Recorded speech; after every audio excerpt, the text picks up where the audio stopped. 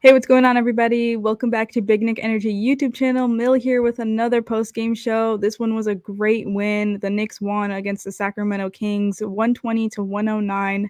And this was just an amazing overall team win. A lot of players stepped up tonight. It didn't look like we were going to win this in the first half of the game. Not going to lie. We were down by 21 points in that first half, and it wasn't looking good at all. It was giving me some flashbacks to the old Knicks, I would say 2017, 2018, those years, yeah. But we came back, and they came back down 21, which is super impressive. They came back in that second half, had a great fourth quarter, one of the best quarters I've seen. I mean, one of the best halves I've seen to be able to come back being down that much, and it really was a team effort. A lot of players stepped up tonight. It wasn't just Jalen Brunson doing his thing, like always, but yeah, he also did his thing. Jalen Brunson ended with 35 tonight and also 11 assists, so double double for him. And I love that stat line right there. I mean, he was 12 for 20 from the field, 2 for 5 from the 3-point line, 9 for 10 from the free throw line. 11 assists, as I just mentioned, 3 steals, and 35 points. The first one I said, which I just love everything about that stat line. Could the 3-point shooting be a little better? Yeah, but he was 2 for 5. It's fine.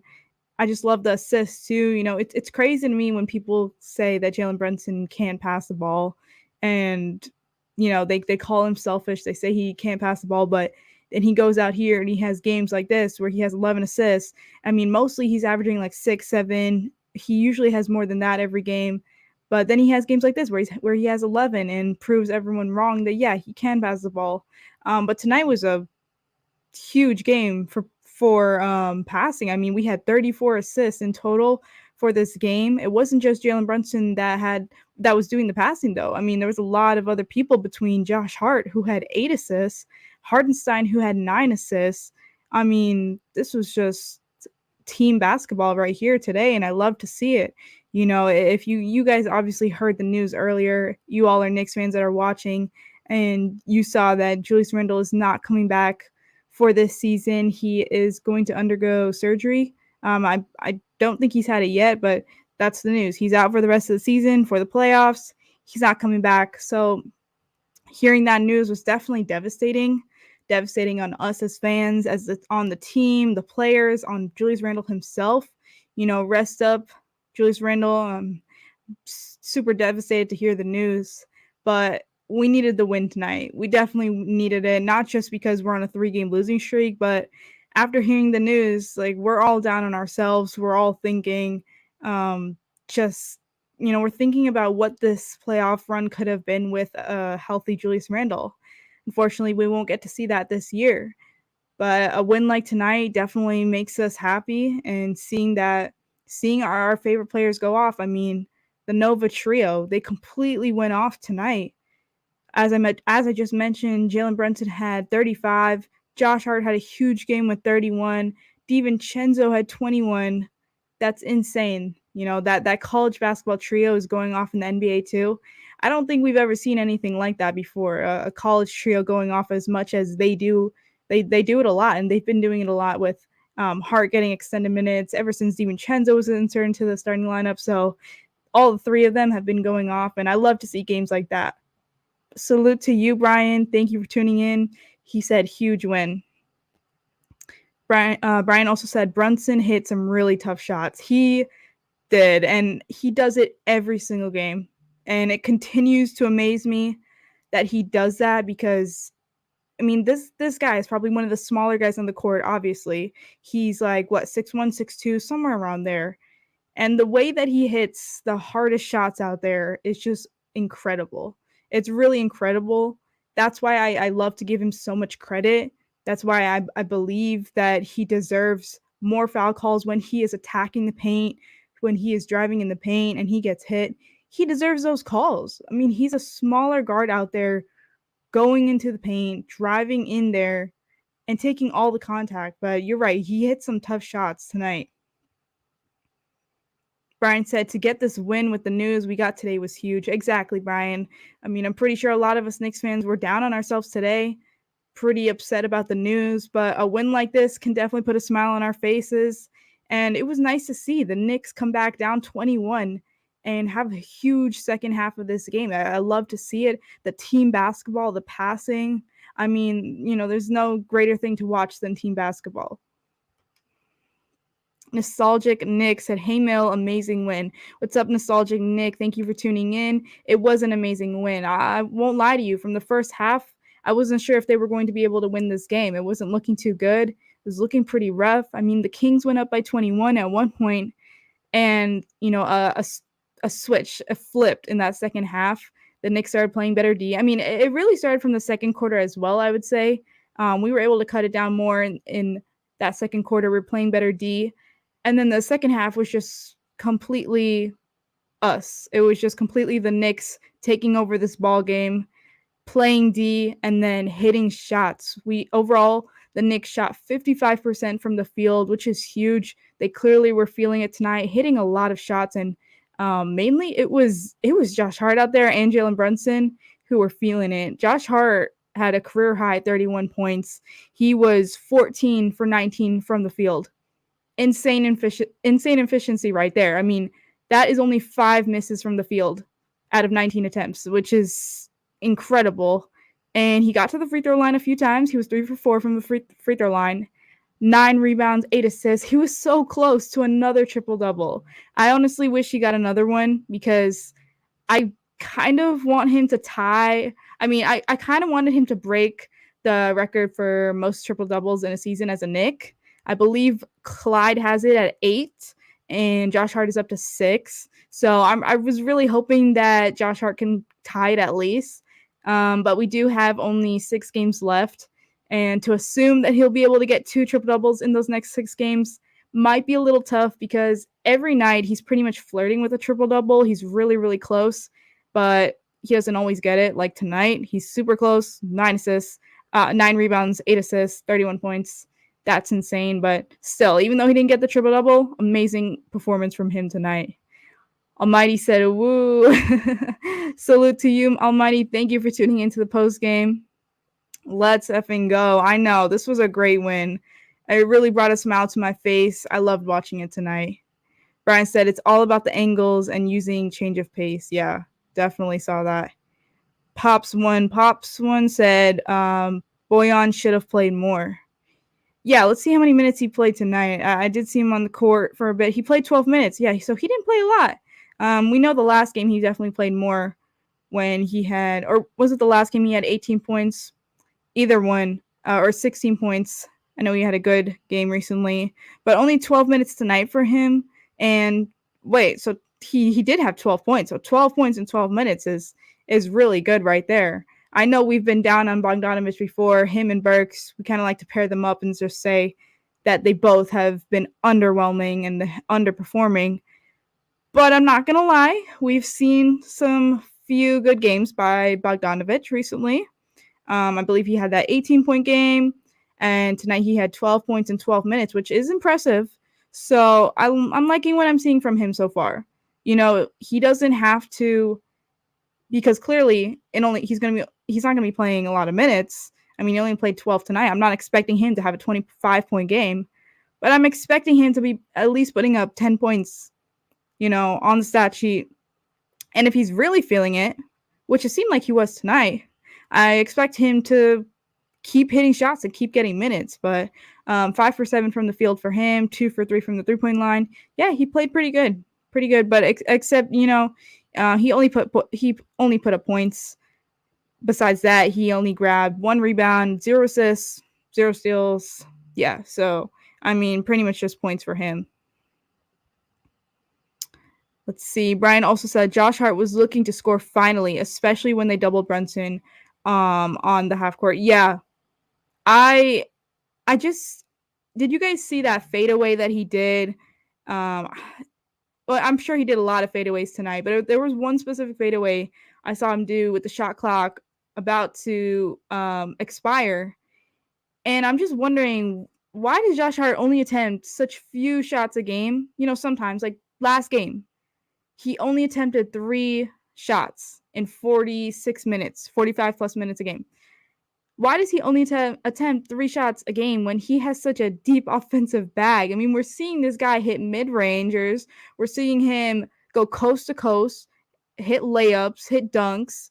The three ball has been questionable this season. Obviously, his percentage has been really low this season, but still, he can do it. He didn't have any 3-pointers tonight, but still, this guy has to be attempting more shots.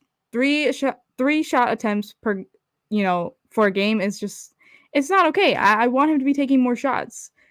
Clearly, he can do it. He scored 31 points tonight. He can do it. Well, he just needs to be taking the shots. And I tweeted about it and I was saying like he pretty much does have a deep offensive bag with all the fadeaways, the mid-range shots he can do. I tweeted about it like, why does he only attempt 3 shots a game? And someone was like, it's all about his confidence. He says it on his podcast, the roommate's podcast, that he's not always confident. So I get that. Games where he's not attempting a lot of shots, he's probably just not confident. But he needs to change that. He needs to change it because clearly he can score. 31 points from him tonight. He can definitely score. Nostalgic Nick said, this win for Big 30, get well.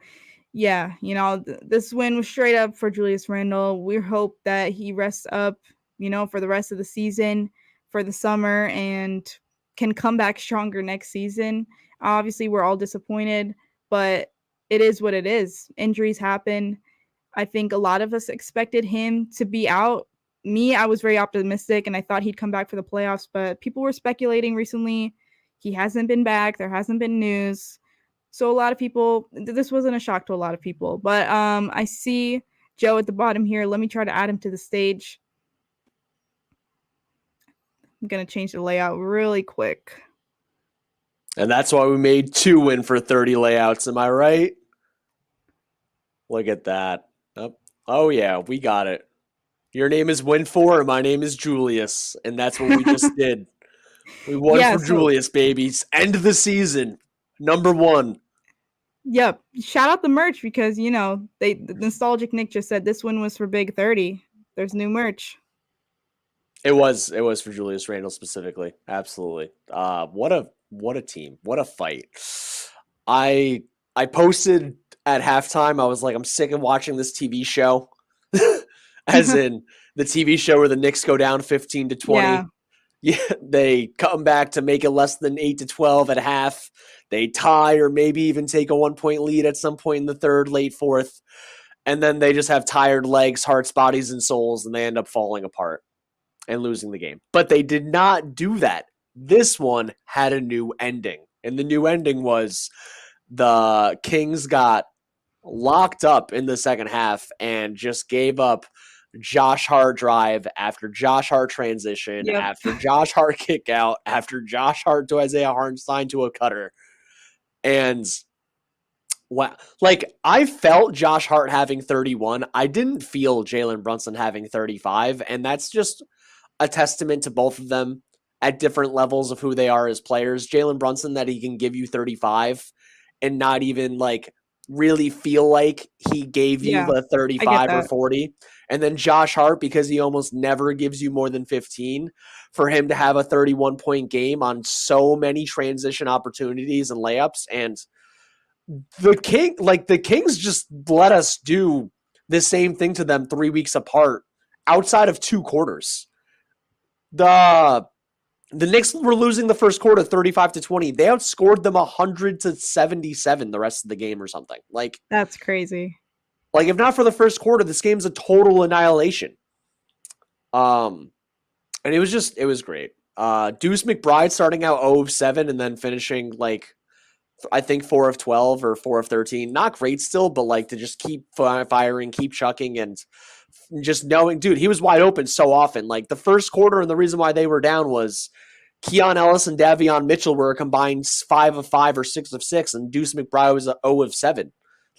That was really the difference in the first, that part of the first half was that their role-playing guards couldn't miss, and Deuce McBride, our role-playing guard, couldn't hit anything. And then once the averages went back to the way they usually are, Davion Mitchell's a career low to mid-30s three-point shooter. I know he's up to 38, 39% now, and I know Keon Ellis The scouting report says to leave him open, even though he's at 40% for some reason. But their career averages just went to all the where they were going to be, and then finally the shots started going down for us. And I can't apologize enough to Josh Hart and how he's not overpaid, and just I love him on the Knicks. Yeah, it's really funny because I don't know what post game show we did, but it was another great Josh Hart game, and we were both apologizing as well, sending out our Josh Hart apology forms. I already sent out mine, so I don't think I need to do it again. But yeah, I'll do it though. I'll do it every time he has a great game. I'll just do it the rest of the year. it's just crazy. Like last game, he had 2 points in like 46 minutes, and then he just flips the switch, 31 points, nearly a almost didn't play. Yeah. Yeah, he was hurt, right? Or what was going on? Questionable with a sprained right wrist. Almost didn't play. Well, I'm glad he did. Same here. Literally almost had a triple-double. Bojan Bogdanovic, 2 games in a row shooting over 50%. Way to go. That's what we traded you for. That's what we pay you the big bucks for, buddy. Alec Burks scoring 0 points, but having the highest plus-minus, a +9 off the bench on the team for some reason. Not of the whole team, just the bench players. Yeah. I don't want to get too excited about Bogdanovic, though. I mean, like his first good game as a Knick, I think I got way too excited, and I was like this is what we were waiting for. He can do this, and then it was just up and downhill from there. So okay, we've seen the past 2 been pretty good. Let's continue. Let's see if it can continue, and obviously he will have a role in the playoffs. So facts, especially now that we know Randall is not coming back. That is at least one of because if we're assuming Tibbs ends up going with an 8-man rotation, he might do 9. I highly doubt 10, but he might do 9 for part of it. But the starting 5, put OG in, take out Deuce, and Deuce and Mitch are going to be the 1-2 off the bench. And then between Precious, Bojan, or Alec Burks, and I would probably more so say between Precious and Bojan, only one of the 2 of you have to play good in a game, in a playoff game, for it to be a reliable, solid 8th-man rotation. It doesn't even have to always be the same person. Only one of the 2. Yeah. We got 146, 147 watching right now, mostly on Twitter, 7 on YouTube. Make sure you hit the thumbs up button. We do have new merch, the Win for Julia shirt. Above my head, bignickenergy.com. Check it out. We also have the It's a Foul exclusive tee available. We're going to take it down tomorrow morning. So if you want to get Tibbs saying it's a foul on shirt for Jalen Brunson, when Jalen Brunson does end up winning an NBA championship, complaining about foul calls, you'll already have it on file or on your body, preferably. So get that out at bignickenergy.com. Hit the thumbs up, turn on your notifications, and Mill. What was your favorite part of this comeback? Like, which 3-pointer, which Josh Hart drive were you like, this is happening? At first when you just said what's the favorite part, I was gonna say like all the passing, like the insane passes we saw tonight. I loved it so much. Like there's nothing I love more than team basketball. Like that Greg Popovich Spurs basketball where it's like 3 passes or just like a really great pass leading to a good shot. I love that. But like my favorite play, I was talking about it earlier. I mean, this was just a crazy shot by Josh Hart. It was like a fadeaway when the shot clock was expiring. And it just made me realize, like, Josh Hart actually has an offensive bag. Like one where it was like the one-handed push shot from like right below the free throw line. I know you were talking about. Yeah. It was around there. And I mean, it amazes me when I see him do those type of shots, and then I just wonder, like he needs to do those more. Like he can't be attempting only 3 shots a game. He should be shooting more. And I know it might be a confidence issue for him, but he's got to fix that. They left him wide open a lot from deep in this game, and instead of him passing it up, he just attacked. Which, if you're not going to shoot, at least drive. He didn't attempt any 3-pointers, so he was 0 for 0. Which means his shot might still be broken. We just didn't know. Exactly. I was like, I was talking about him earlier, like pretty much this was the Josh Hart game. So I was just speaking about him before you got on, talking about his offensive game. Like he can drive. Obviously, he's really great at attacking the basket, going coast to coast. He has a mid-range shot. He does. Like we've seen it a few times. We saw it a lot tonight. A mid-range his 3-point shot is questionable. You know, At best. He didn't show that tonight. But Yeah. and his 3-point percentage is like what, 30% on the season, maybe somewhere around there. Something like that, yeah. Yeah. But I like it when he does the other things. Facts. 100%. Let's get some of these comments. Yeah, Nostalgic you can Nick. get to them. Celebrating 45 wins. Congrats. Hey, Joe. What's up? Almighty Finesse goes, how many more wins till we clinch a playoff spot? Let's see what the Knicks magic number is. I probably can't tell you the exact amount without looking it up, and it varies because of the play-in, but there's 76 games. They have 6 games left, and they're 3 up on the Heat, which is the 7th place team right now. And they have the tiebreaker over the Heat winning the season series. So if there's 6 games left and they're up 3, magic number is 3. If basically the Knicks end up going 3-5 out of the last 8, and the Heat end up losing 2 of those games, the Knicks aren't falling below 6th. Indiana's in 6th now because the Heat lost today. Oh, Indiana's 43-34. The Heat are 42-34. Got it. So we're 3 up on the Heat, right? Yeah, 3 up on the Heat, 6 games left. I mean, we play 3 against the Bulls and 1 against the Nets. I feel like that alone should be able to take care of that. Yeah. Kareem goes salute. Brian goes, Josh is what the Knicks needed. He just needs to be consistent offensively. Eddie, shout out to Mill. 26. Shout out to you, Eddie. What does this mean? Was this a typo or just some? I have no idea. Typo. Shout out BKE and word up, and that's where we're at. So Mill, I wanted to ask. I'm glad I'm on because I wanted to specifically ask you a question. Yeah. So Vin, Ange, and I knew the Randall thing was happening approximately March 20th. We've known for weeks. We weren't allowed to say anything. Oh, wow. Yeah, we've known for a while. Since you, as a fan, found out today for the first time for real, again, like for us, it would have been again. As a fan today, finding out for the first time, what did you think and feel when you read the Woj tweet initially? I mean, I don't know why. I was very, very optimistic. I'm like an optimistic person, so I just thought they're Don't you cheer for the Mets and the Knicks? Yeah. And you're an optimist? That's crazy. I don't know why I've become like this, but I was hoping for the best. So when I read that news, obviously I was devastated. Like, that hurt. I went on tweeting, kind of like on a tweeting spree. The first thing I said was like, the Knicks medical team, you will rue the day. And I didn't even know, like, that was just a dumb tweet, because then someone was like, you know, even if he had surgery when it first happened, he wouldn't have been back for the playoffs.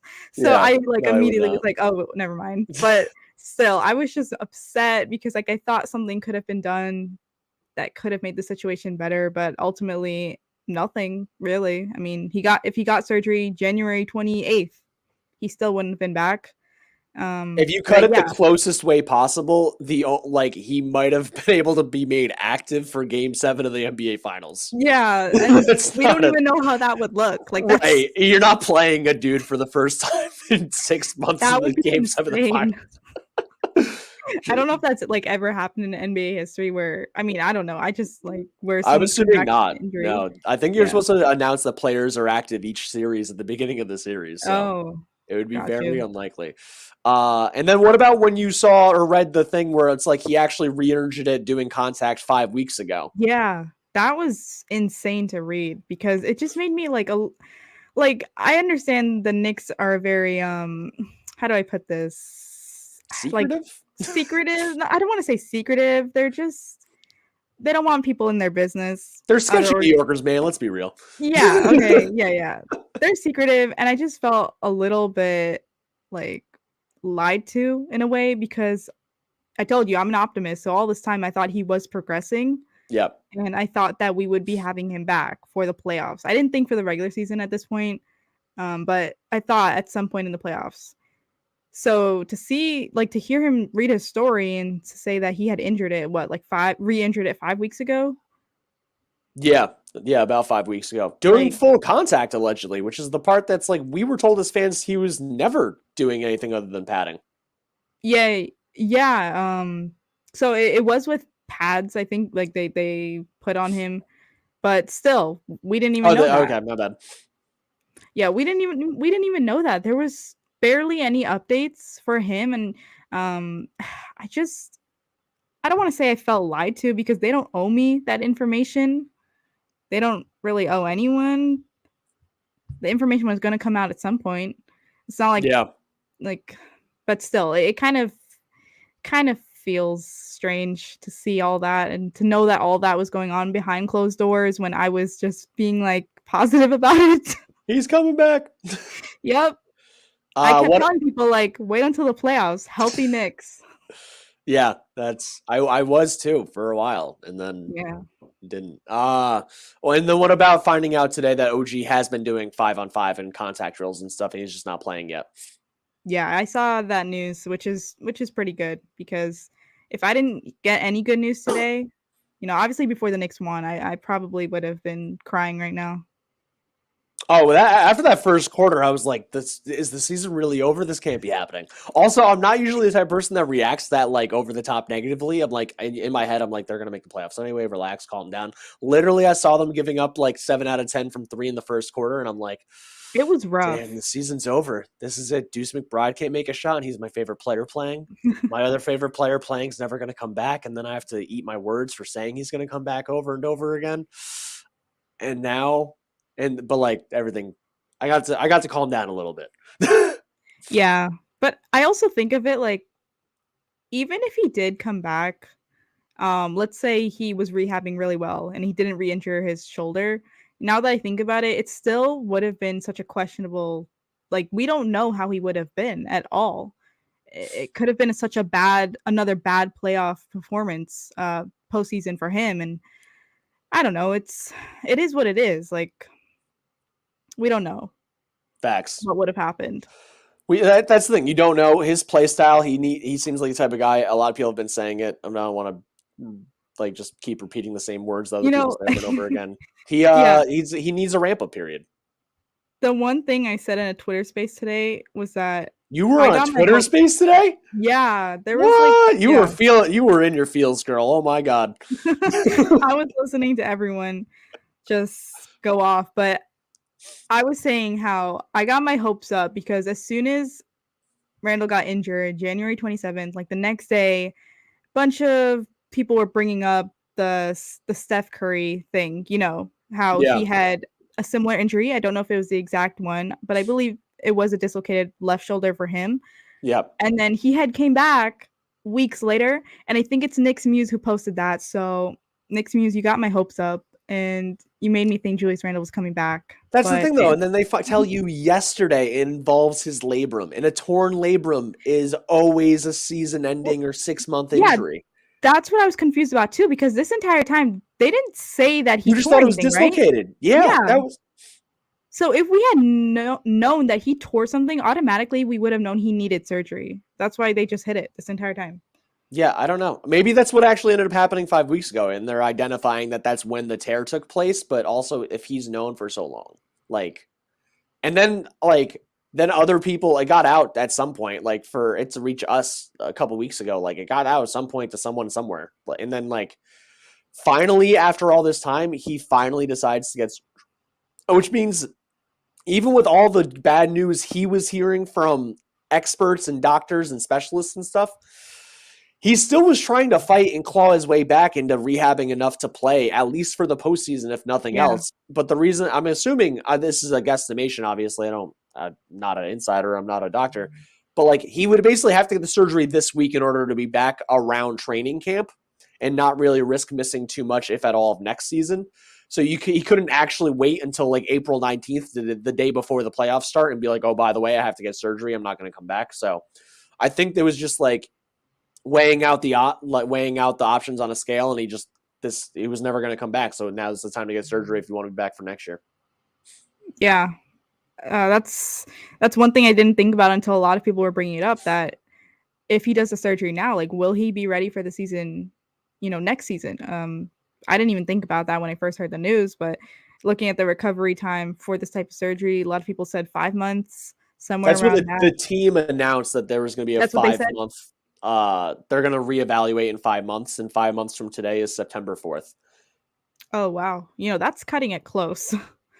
Well, the But season starts mid to late October. So, I mean, And the thing is, the NBA season is so long that like even if the worst came to worst, this guy misses 10 games, like you still have 70 Yeah. games. But I still think it's cutting it close just for him to like get back into playing basketball. Like well, I mean, look, last season he had his surgery June? Yeah, after the playoffs. So he had a surgery June, and then the season started October. So he had, like July, August, September. He had nearly 4 months. So they're gonna reevaluate him. Yeah. In 5 months, around September. Oof. I mean, you give him the same leeway. He sucks for 6 games. We all talk about how we should have traded Julius Randle, and then he's good again. So by November 1st, it's all okay.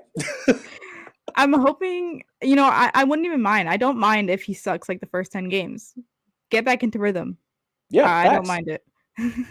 Facts. It was scary to see. I'm not going to lie. Like the first 10 games, it was scary to see him shoot just awful from the field and from the 3-point line. But he had to do it because he ended up like skyrocketing from then, having a great season until he went down in January. Yeah.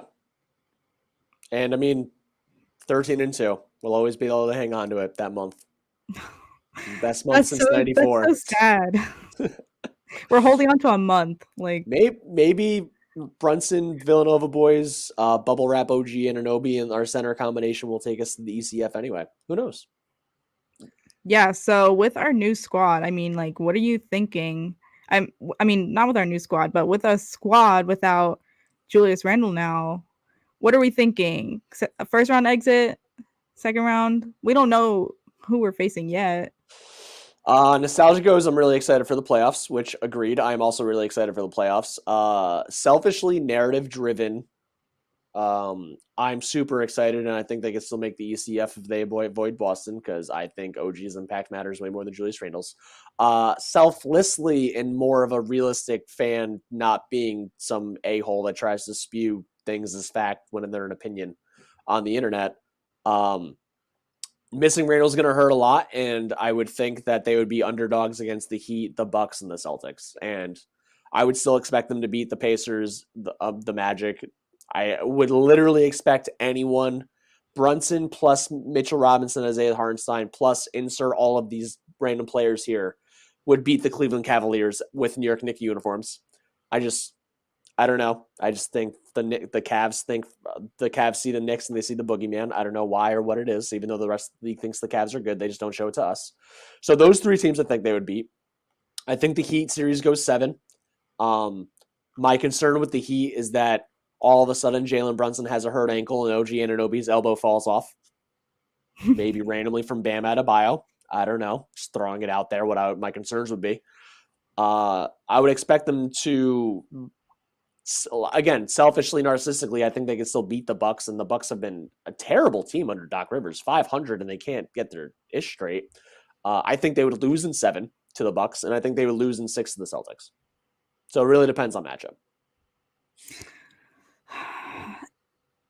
Is there any way we can get the 3rd seed anymore? Oh yeah, for sure. They're all tied in the loss column. Okay. All 3 teams are tied in the loss column. The Cavs, the Magic, and the Knicks. The Knicks and the Magic both have played 1 less game, so they have 1 less win. It's the I'm looking at it right now. The Cavs are 46-31, and the Magic and Knicks are both 45-31. The Magic have the tiebreaker over both teams. The Knicks have the tiebreaker over the Cavaliers. Yeah, I'm looking at the bracket right now that NBA.com already sets up for all the teams. You know, if the season ended today. I mean, you said it. The best pathway for us would be to steer clear of the Celtics.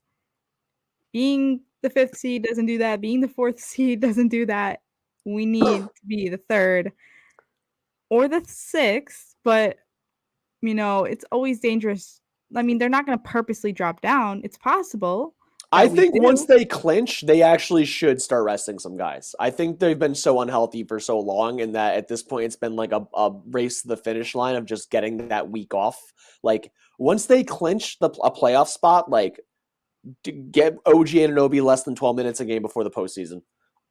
Get Brunson a day off. Get Hart and DiVincenzo maybe 2 days off, and McBride a day off. Like, Like, let's get a lot of Bogdanovich, a lot of Burks, a lot of Shake Milton, and some more Precious Achua. Let's get Jericho Sims back in those lineups for those end games. Like, this team needs, because we've been going 8 deep for so long now because of all these injuries, 9 deep for so long now because of these injuries.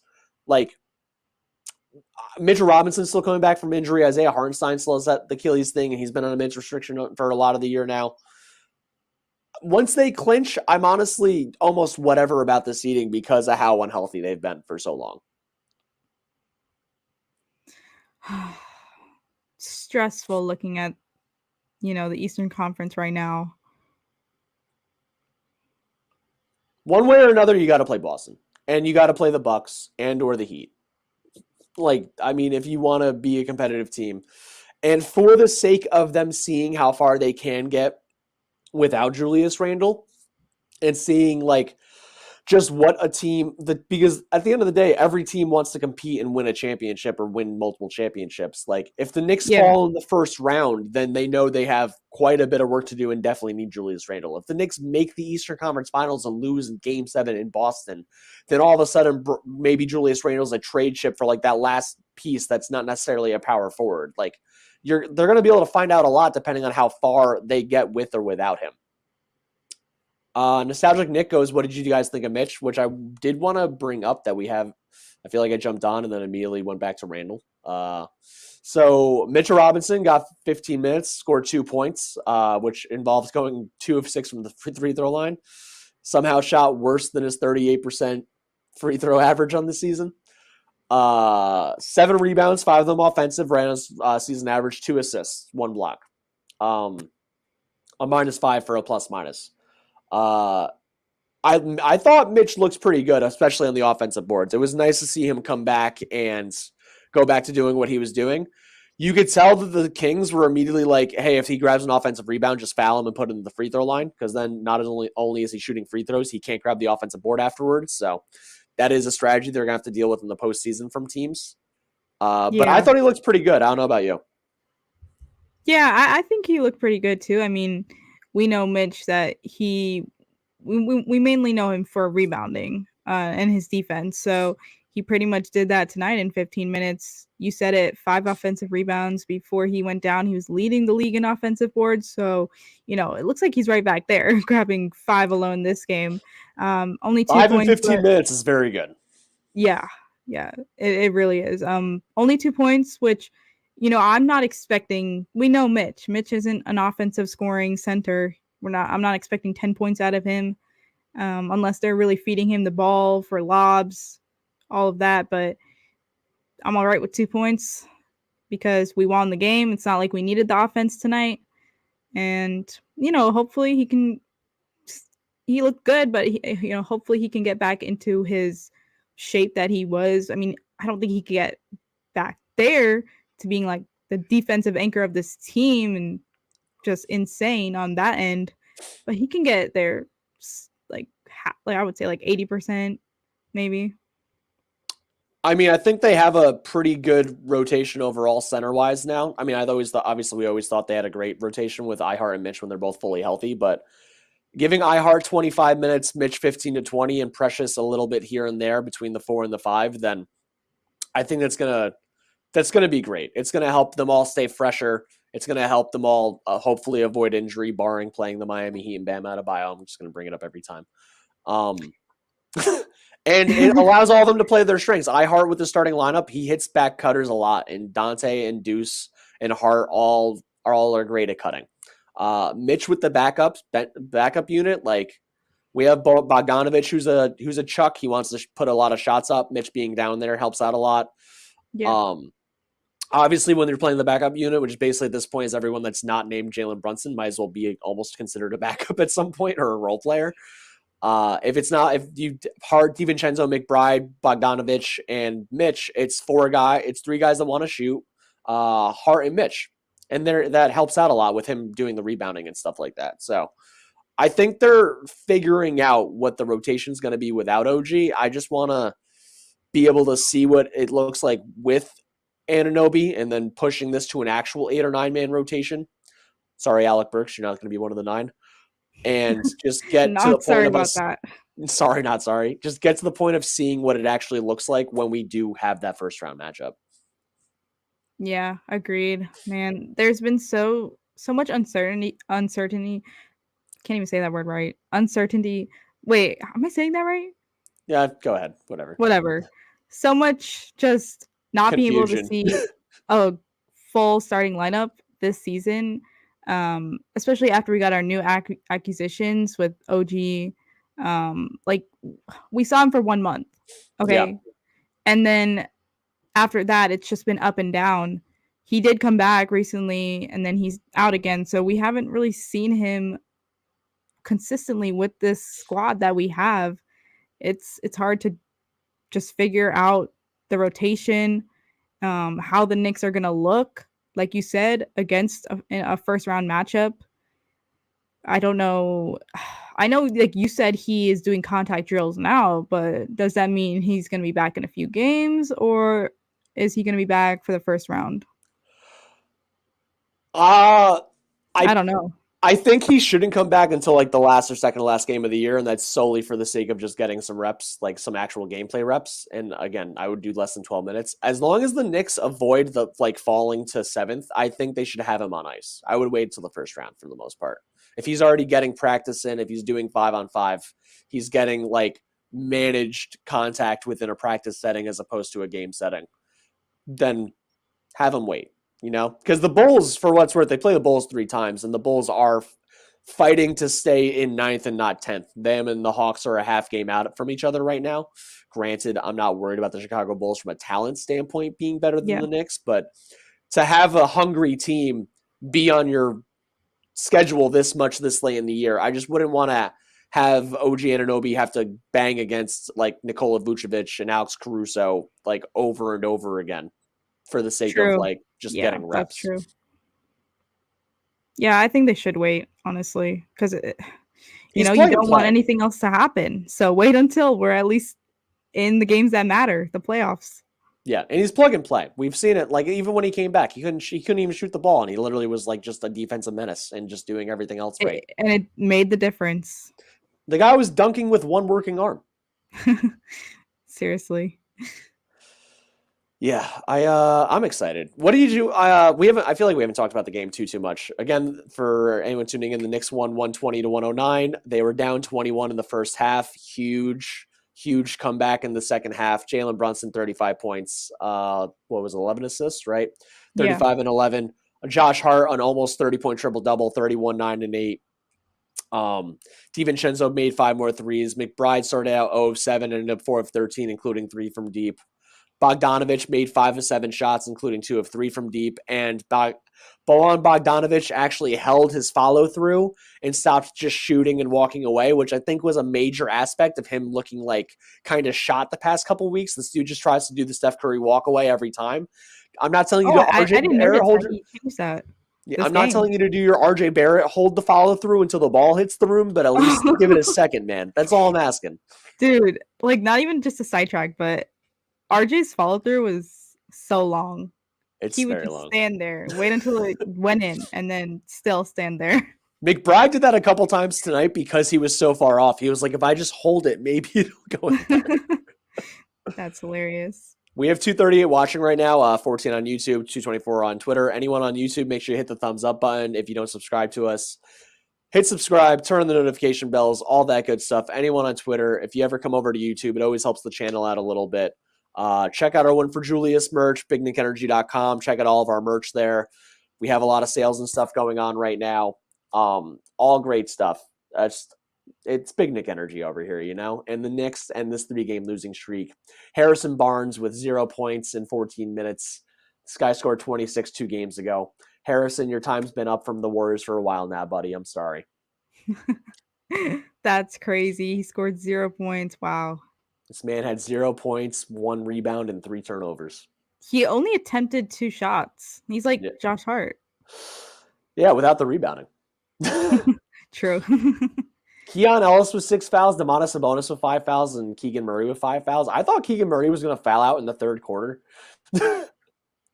Yeah. Wow. Wow, they all racked up a lot of fouls. Yeah. Maybe Tibbs saying he's getting fouled over and over again actually did something. Like it's just replaying in the refs' minds over and over. Yeah, maybe. And we held Sabonis to not grabbing. Wait, no, he didn't get He, another triple double. he got a double. That's all right. He also had 4 turnovers. Yeah, screw that guy. So did Swipa. De'Aaron Fox had a great game overall, 29, 7, and 7. He did have 4 turnovers. He did have 3 steals like a swiper would, and 1 block. Mill, by the way, Swiper, I made you a whole StreamYard, the whole setup, everything, and then you just made a new one. Oh shoot, did you? And I didn't literally see had to it. copy and paste everything over here before I went on with you. Oh no, I already deleted usually. it. Oh, okay. Usually when I go onto StreamYard, it'll show like the main page where if there's something set up. I didn't see anything. Yeah, That's no, I strange. had it set up. I had the thumbnail, I had the tags, I had the I description. probably had to reload the page so it could show up because like I have my StreamYard logged in for like days, so I Oh, don't I probably had to reload pressing it. refresh would probably help you. Yeah, definitely. Sorry about that. It's all good. And again, Julius Randle's out for the year. Sorry to everyone for finding that out for the first time. If this is your first time, then I'm very confused how you got to this part of this podcast or stream specifically, but more power to you. Imagine someone like logging onto our live stream and just seeing win for 30. No context, not hearing about the news yet. Nothing. Whether they're on YouTube or Twitter, that would be impressive. I'm pretty sure the whole world knows now. Jonathan Fleming goes, Burks is going to play talking about the playoffs. I really don't think he's going to be part of this 9-man rotation. I don't. When they add OG, I just don't see it.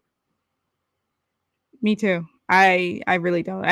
His minutes have been really limited like the past few games, right? I mean, tonight what did he have? 8 Let's minutes. see. 9 minutes. I mean, there was but he was also hurt recently. Yeah, He was hurt. he played 3 minutes against Miami. He played 12 against OKC, 15 against Brooklyn. And we are not getting OG back. We are getting OG back, Brian.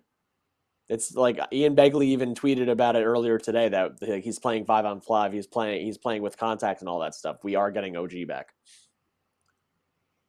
Yep. It's manifested. I mean, The I'm Burger pretty like King Nets are eliminated. oh yeah, I saw that. They're eliminated from the playoffs or playoff contention. So sorry to any Nets fans watching. I mean, I don't think Ben's watching, but we know he's a Nets fan. Oh, when I went live earlier today, I was like doing mostly comments and stuff because I was like solo. Like Ben was produced, but he wasn't actually on, and I Yeah. was just like reading. So I was like 10 to 15 minutes behind on responding to comments. And apparently at the bottom, this dude was just going off like, "You're ignoring me. Pay attention to me. Read my comment. I'm gonna make your stream go away. I'm gonna hack you guys." And the guy's name was Justin Gonzalez, and I was like, it was so random. It was just so random, and I'm like, I wonder if that was Ben again. That's strange. It might be because that one time I went live, I did a post game show, and he was like the only person in my comments. I think it was like under a random name. He was getting me pissed. It was after a Knicks loss. I don't remember which one recently though. He was really getting me pissed, and I didn't think it was him because I don't know. This dude's weird. I don't know. I mean, all that takes for you to get a new YouTube account is make a new email. So Yep. So you that never is know. that is rough. Ralph, if you're at work, I'm also like 4 rooms down for you, buddy. Loss of Brunson hurts, but they're equipped to deal with it better this year. Plus OG Precious, Boyan, and having Hart and Hartenstein more involved, but they weren't beating Boston or Milwaukee with or without Randall. I do still think that they have a chance against Milwaukee. Giannis actually has a hamstring problem now. Doc Rivers is not being a good coach, and they are a turnstile on defense still at the perimeter between Lillard and Malik Beasley or whoever else they want to give minutes. So I wouldn't take them over Milwaukee, but I'm not going to say they have no chance of beating Milwaukee. So Ralph said he didn't think that we'd be able to beat Milwaukee or Boston with Randall. With or without Randall, yeah. I agree with you with the Bucks, Milwaukee. With Boston, I did think we had a good chance of competing with them. Maybe not necessarily winning the series, but I do think it would have been competitive. not a sweep. But Yeah, still, I think even if they play them now, they're not getting swept. I think they're going to lose in like six games. You know, I don't think they're getting swept by anyone. Brian, I really don't know why dude. Look up Ian Begley's Twitter. I don't know. OG's not coming back. We'll see. It literally says that he's coming back. Yeah, I will just give me mine when he does it. I don't know why you don't think it is. All right, so dude, separately from the whole whether you believe it or not thing, I literally just told you that we have people that told us 2.5 weeks ago that Randall was out for the year. If I'm so confident about something, I'm not saying I always know everything. I wouldn't just assume that I would be wrong. I'm just throwing it out there. Mill, are you going to any more games this season? I don't think so. I don't think any more regular season games. I might go to a playoff game. We'll see. What about you?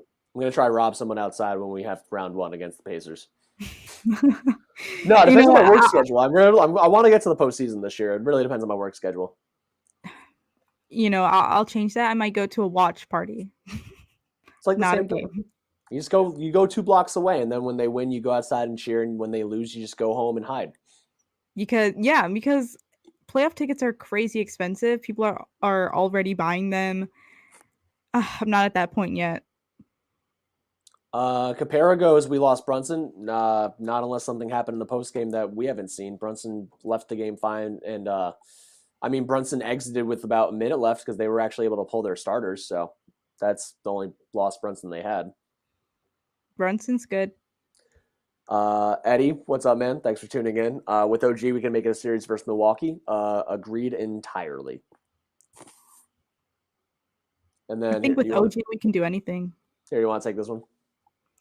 Jonathan said Brunson, like, we not gonna go on a 4-game losing streak. No way. He's like, we're gonna win this game. LOL. Yeah, I'm really glad we won this game and this wasn't our 4th loss in a row, because that would have been depressing, especially after the news that came out this morning. Knicks fans would have entered depression, but you're right. Facts. He took it upon himself, but a lot of Knicks players tonight did that as well. They stepped up. It was pretty much team basketball tonight. I mean, the Nova trio, Josh Hart, Brunson, Devo, they all stepped up and did their thing. I mean, Josh Hart specifically, like he didn't want to see any more comments saying to end the podcast, to go practice, like stop podcasting, stop talking. Like, I've seen so many comments of that, especially because their episode released today. They were going off on Josh Hart because he had 2 points the last game. So he's really silencing the haters that tell him to like go practice, basically. Now that he dropped 31 tonight, do you think he has like 6 next time? I don't know. It's all He's about like, I scored enough for the week, guys. Don't worry about it. Yeah, it's good enough for hopefully until the next episode drops. Fingers crossed. Brian goes, like I said, even if OG does return, what kind of player are we getting? How well will he play? When will his corner threes fall? The thing is about Anunoby and like guys like Jaden McDaniels and Herb Jones, like they're all great. Like they're the 3 best in my opinion when it comes to like long wing 3-and-D players now. And testament to Herb Jones and Jaden McDaniels both getting their averages up there. Herb Jones is around 40% now, and Jaden McDaniels from deep I think is like 37. And both of them even 2 years ago was like low 30s. So like as they're getting older, they are increasing their abilities. But when you're a player like that, when you're one of those 3 guys, or like Alex Caruso type, Patrick Beverley, like you can have a bad shooting game or a bad offensive game and then still put someone in jail or in hell, and you had a great game. And the good thing about playing hard defense or trying your butt off on the defensive end, having a hurt elbow, as long as you can extend your arms out all the way and you can still block and get in position, you're going to still do your job really, really well. So even if OG has a game, like, what happened the last time he played? The last time he played, they won. They won all 3 games, I'm pretty sure. He played in the Sacramento game. The last time he played was against Sacramento. He had 2 points, went 1 of 8 from the field and 0 of 4 from deep. He had 6 rebounds, 2 assists. The 2 points he scored was the very first basket of the game. And he still ended up with like a plus 18. I don't know the plus minus on here, but it was like over a plus 14. He still had a great game. He still did really well against Keegan Murray and De'Aaron Fox when he covered him. if you're a great all-time elite, not all-time, but like elite defensive wing stopping player, you don't have to always go 3 of 7 from deep. Sometimes you can only score 4 points and have a great game. Tom Thibodeau says this all the time. You don't have to shoot well to play well. Deuce McBride played decent in the first half.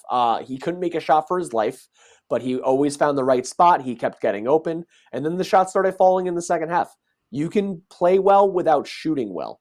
And I don't think this dude's going to end up shooting 20% from deep in the playoffs. I think him having as much time off as he's had is going to help him a lot.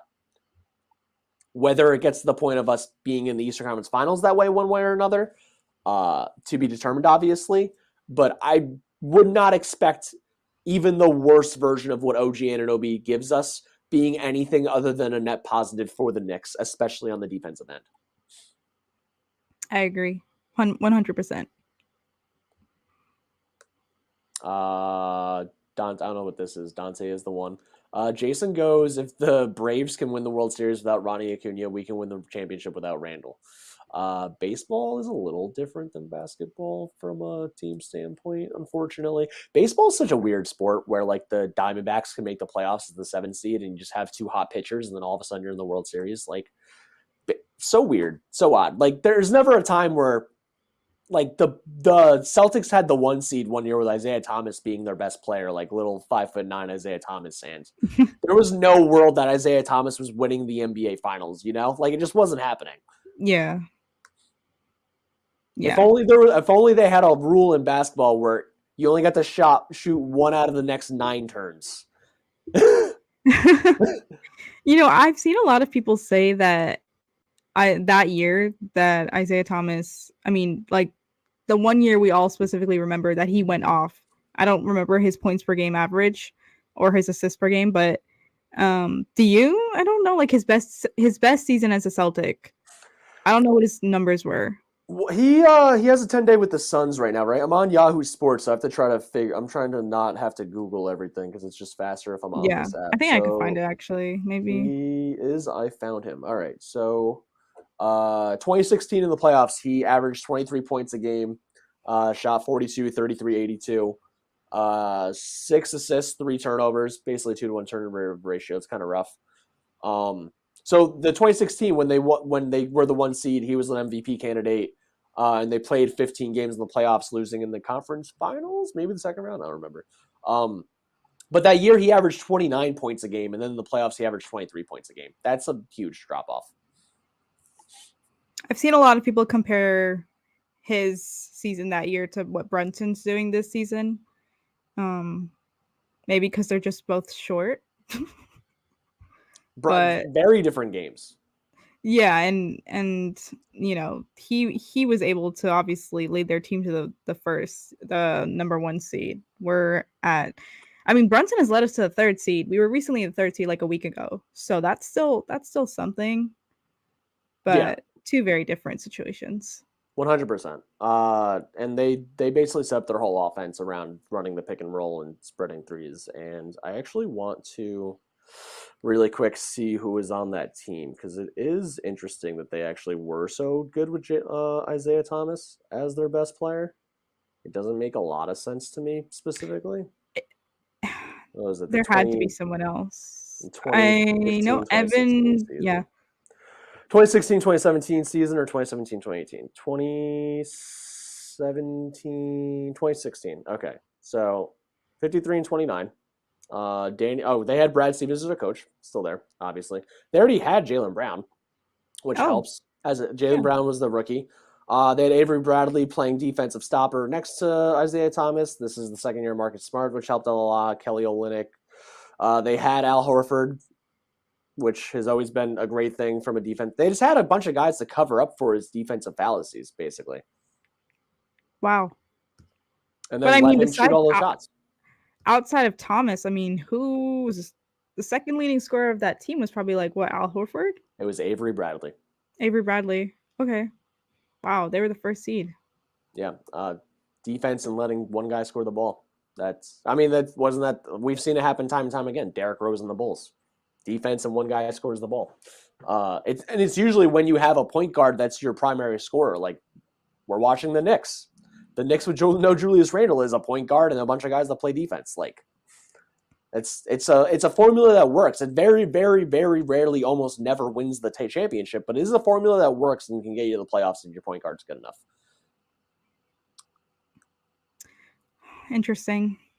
We'll see. We'll see. I feel like that's kind of similar to how our team might look in the playoffs. Like, obviously, Jalen Brunson is going to be our main scoring option, and then, I'd say we have, with OG in that lineup, a solidified defense right there. Who would you pick to be the most likely second leading scorer on the Knicks in the postseason? I'm torn between DiVincenzo or OG. Like, someone just said it. We don't know. They were talking about OG's 3-point shooting, if it'll be back or not. And we know that he doesn't Brian seems like a hater at this point. I don't know. As an OG stan, personally, it seems like Brian's hating. And last I checked, the playoffs matter more than the regular season. So if the guy plays no regular season games, and all postseason games is all I care about. I'm sorry to cut you off. Continue. No, you're good. You're good. I mean, Brian tunes in a lot. So, we appreciate you tuning in, Brian. But you got to love OG.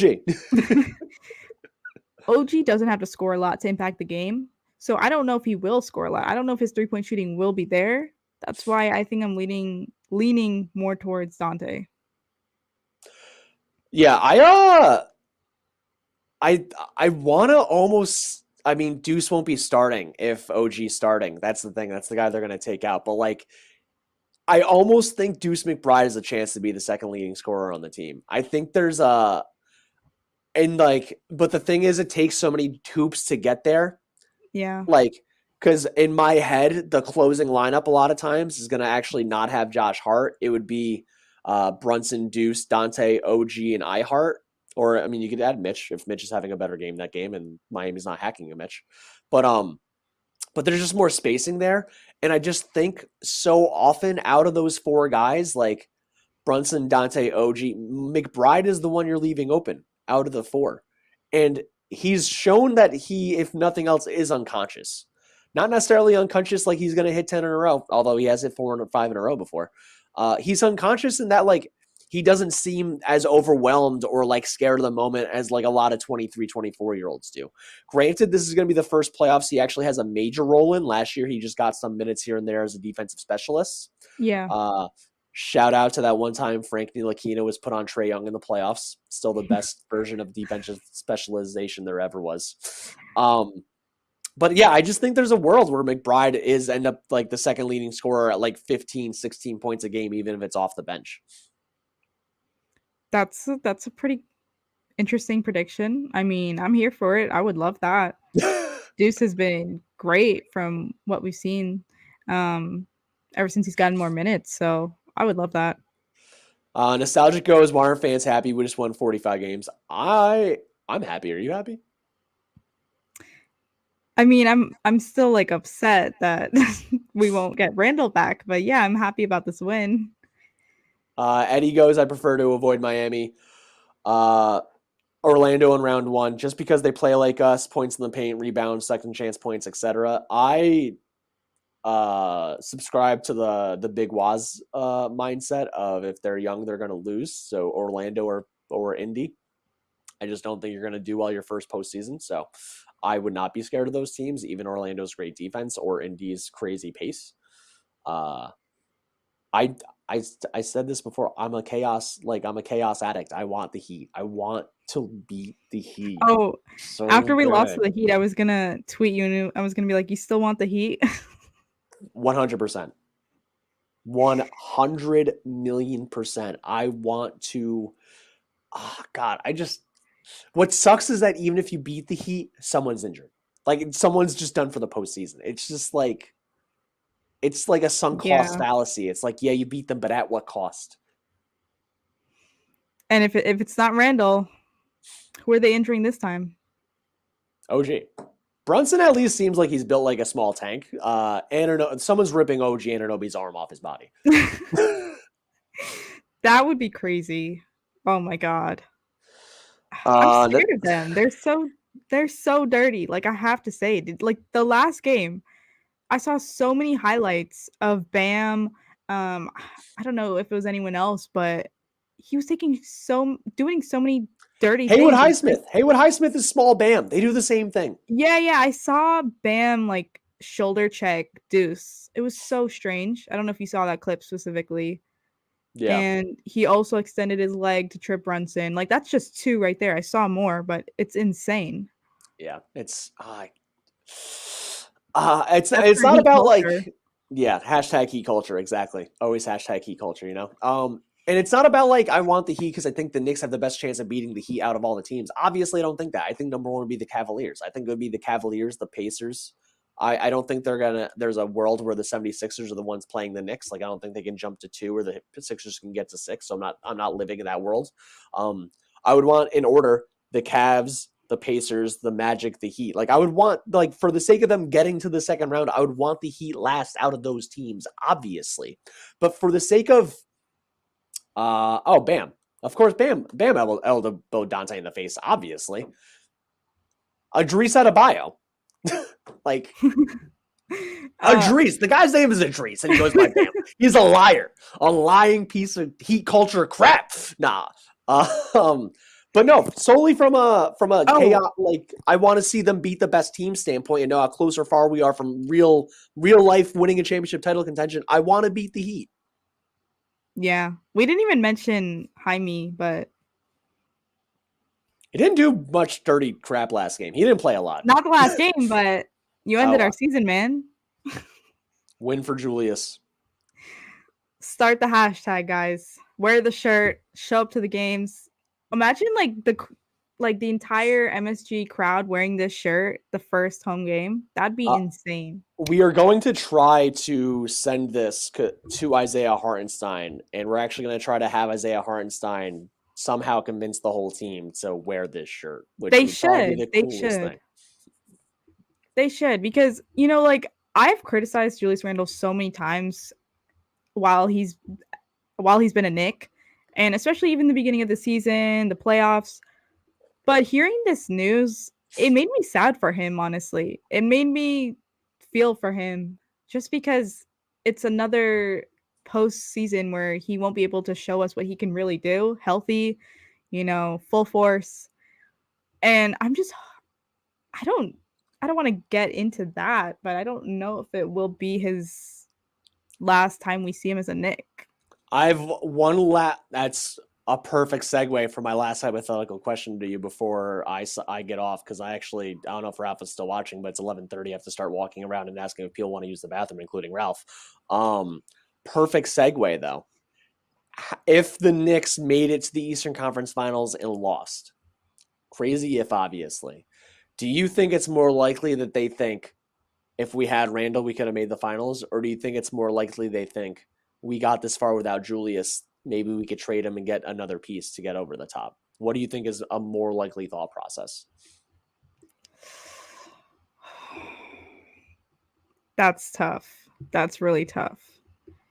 I think that if they lose in the Eastern Conference Finals, which is to me a little unlikely, but to even get there, but Hey, maybe we play the Cavs and then maybe the Pacers pull the upset on someone, and then all of a sudden it's the Cavs Pacers and we're the ECF. Like, holy crap, those teams sucked.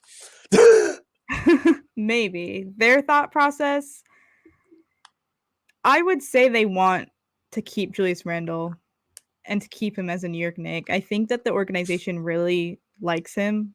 I think Leon Rose really values him. And yeah, that's just I just think that they'll decide to keep him because I mean, this is really his first.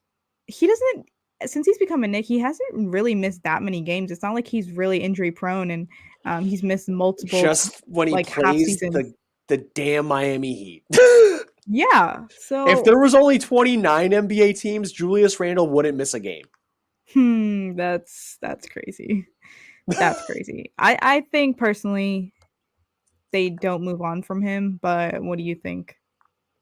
I think there's a world where if they get far without him, they wonder what they can get with packaging him, Boyan, maybe McBride. Like him, Boyan, McBride equals Donovan Mitchell and Karis LeVert. And that's not, you can't say it's not a package that wouldn't somewhat make sense, at least for the Knicks. And then if the Cavs wanted to go in a direction where they trade Jared Allen, because you can't have Mobley, Allen, and Julius Randle, or they package Mitchell or Julius as a 3-team trade somewhere else. Like, there's just worlds where Randle plus Randle, Boyan, and McBride is a great young cheap player, salary fodder, and an all-star plus picks is literally what teams usually ask for quote unquote superstar trades. So I don't know. I think I would predict, or if I was to bet money, I would say Julius Randle is on the Knicks next year. I'm not here to speculate like I'm giving a hot take like Julius Randle's going. I'm just saying that there are worlds and there's financial gymnastics that aren't actually that hard of gymnastics to pull that really makes you think like where or how far they actually can get with or without him. Yeah, I'm taking it that he's on the team next season. But, it will definitely be a thought if we do get that far, what we can actually achieve even further. And we'll see. This summer is going to be very, very interesting.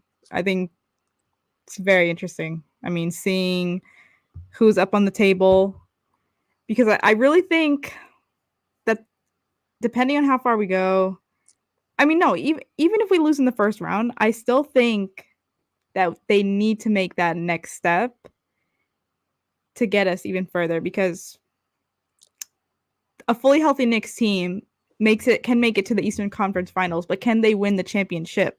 A fully healthy Knicks team is still worse than the Celtics. It's still worse than the Nuggets. It's still probably going to be worse than the Thunder, who are very young. It's still probably worse than the Timberwolves, who, granted, are probably going to get rid of Cat and try to do some other stuff because of how much that money costs. But they clearly could be a like top 6 team if fully healthy, but you're still not. And there's a world where the 6th best team can win the NBA Finals every year, usually relying on injury luck from other teams, but it's just not. Like, you want Nikola Jokic, you know what I mean? You want Giannis Antetokounmpo. Like, or you need a perfect Detroit Pistons in the late 80s timing when Bird and Magic are going down and before Jordan goes up, or the early Pistons in the 2000s where Kobe and Shaq fall apart and before LeBron comes up. Like, you just need timing, if not actually having the best player on the team.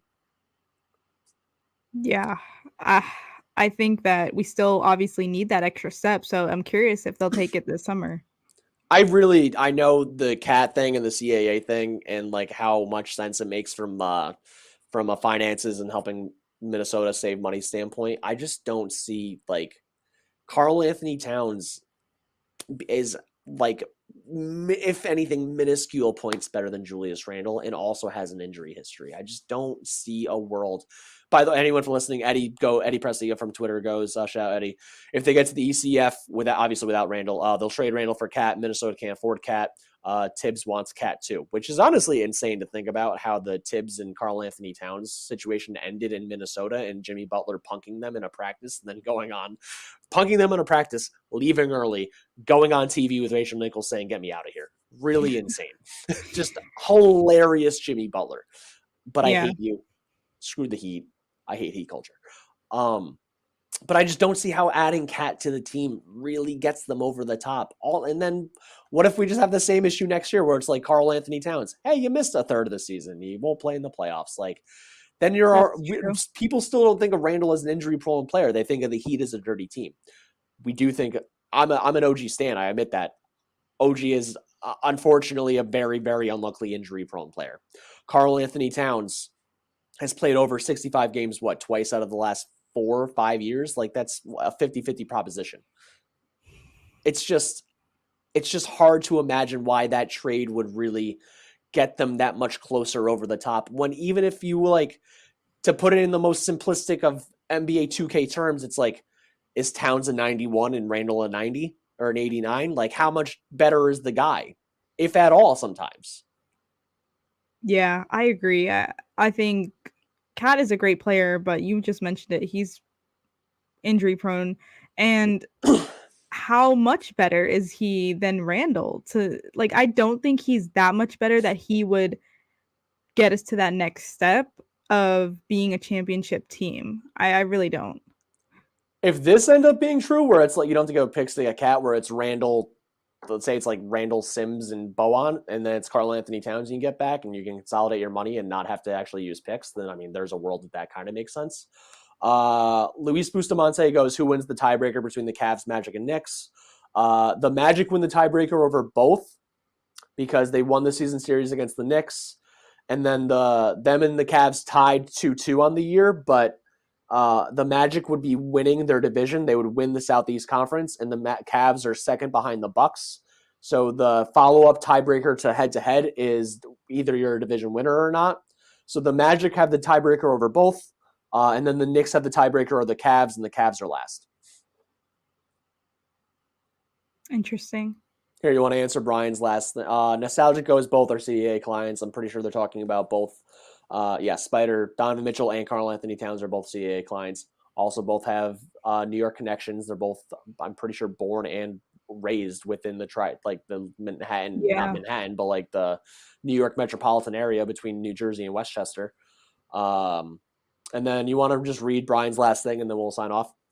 Yeah, sure. Brian said, "Bro, I get it, but if we trade Randall for him, it doesn't help us at all. It doesn't help us at all get over the top. He is just a scorer. That's all." And then he goes, if we keep Randall and somehow get him, then maybe we can talk. I don't think there's a world where financially you can do that, because even if like Bojan Bogdanovic plus it's Bogdanovic plus Randall or plus Brunson is the only way financially the Knicks can actually get there as a one-on-one trade. So do you want to just respond to the cat thing? Respond to what? The cat thing. Just if the Knicks, like, would you want to trade Cat for Randall or no? Do a swap. No, because I don't think that he puts us over the top. And like you said, I don't know if we'd be able to keep Randall and somehow get Cat. I don't know if that's possible. Cat makes too much money. He did just straight up hard. Yeah, his contract is. He's about to be making over $50 million a year. He's like about to be like if it hasn't already kicked in, I forgot this is the first year of the new one or the last year of the old one, but he's about to be like the 6th or 7th highest paid player in the NBA. He's not that good. He's good. He's great. He's made all NBA teams. He's an all-star. He's not a top 10 NBA player. It hampers your team to pay a guy like that. How many playoff wins does he have too? I mean, I don't think he has too many. Has he won in a playoff game? I don't. Karl Anthony Towns has never won a playoff series. They did. Yeah, series. They beat the Nuggets one game last year. Yeah, it's $50 million next year. That's when the thing. I just can't. I just don't want to do it or think about it. I would much if I had to pick one or the other. I'd rather pick Spider over Cat. Agreed. I thought I was over the whole Donovan Mitchell thing, but I mean, I don't know. Something about me just loves it when players go back to their hometown. It's partly his fault because Dan Gilbert's like, we're signing him back, and Mitchell's like, I plead the fifth. I know, that was crazy to me to see him say like, well, he just like, what did he say? It was too early to say anything. But still. Yeah, I don't know. Ralph goes, Cat's a healthy Embiid. Ralph, I'm about to give you a bathroom break, buddy. I know you said you don't want one or you don't need one, but I do have to walk around and pretend to do this job. Everyone tuning in, win for Julius. We got win for 30 shirts, obviously, right here. Shop at them, bignickenergy.com. Check out all of our merch there. We have a bunch of sales going on right now. Check out Mill everywhere online, YouTube, Instagram, Twitter, TikTok, Reddit, your mom's house, your dad's house, Pinterest. She has an old MySpace, I heard. She actually just downloaded Weeble, which is a stock app, so I don't know why she did that, but you know, she's everywhere basically. Yeah, G-Money, you came at the very end. Hello and goodbye. Bill, if you had a MySpace, what would your song be? Like a song that would be on my profile? Is that how it is? Yeah, your profile song. Yep. I know this is before your time, but oh shoot, I don't know. But like, if it was like my Mill Media account, it would be the Go New York song. That's fair. That works. When I had MySpace, because I am older than you, I had a MySpace in middle school and high school. I had Avril Lavigne's "Girlfriend" as my song for like 2 years. That's nice. I like that. Yeah, I feel like it fits my ridiculous personality. G Money, what up? Hart, McBride, Brunson, Hart, and Devo were big. Yes, the starting lineup was, even though the starting lineup also felt like giving up every three and every open rebound in the damn world, but they figured it out in the second half. The Kings are just the Cavs West. Anyone that's a Knicks fan gets it. And we beat them both. And we beat them both. Mill, any last words? Not much. You shouted out the merch. Check out the new merch, guys. I mean, if you really want to support Julius Randle, this team in the playoffs, win for 30. Win for 30. Let's go, Knicks. Ben, hello and goodbye. Peace.